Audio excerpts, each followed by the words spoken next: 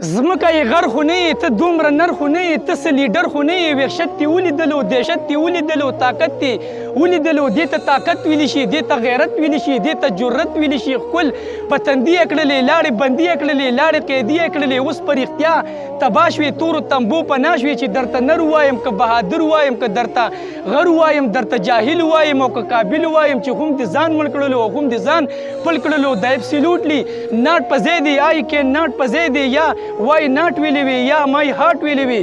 ټول پاکستان خو ستا و، پښتونستان خو ستا و، دا ټول جهان خو ستا و. هغوی نوټونه جوړ کړل، هغوی پلاټونه جوړ کړل، هغوی ځانونه جوړ کړل. تا دې ناکاره کوم لا، تا دې بېکاره کوم لا، تا ابادي غوښتله، تا ازادي غوښتله، تا ښه ځواني غوښتله، تا ارزاني غوښتله. تا ته څه اته نه وه، تا ته څه پته نه وه د تور او سپین نه چې څوک، یا د آیین نه چې څوک انحراف غواړي، هغه انصاف غواړي، یا قبر ناب غواړي. څه عجیبه نظام دی، څه پوټه نظام دی. دلته الټه نظام دی، ځکه الټه لګیا یم، زه پوټه لګیا یم. دلته خندا جړا شوه، دلته جړا خندا شوه. دلته خواږه تراخه شي، دلته تراخه خواږه شي. چې ځینې وایي چې سپینې وایي یا ګرفتار شي سړی او یا په دار شي سړی. زما مطلب بدل دی، زما مطلب څه بل دی. هغه یو نر انسان دی، په موږ د زړه نه ګران دی. نوم اخیستو کې زیان دی چې ورکې لوی تاوان دی. هغه حالات دپاره یا د خپل ذات دپاره دا آغاز نه و کړی، دا آواز نه و کړی، دا پرواز نه و کړی. په موږ یې ننګ کړی دی، په موږ یې جنګ کړی دی. دا خو زموږ غیرت دی، دا خو زموږ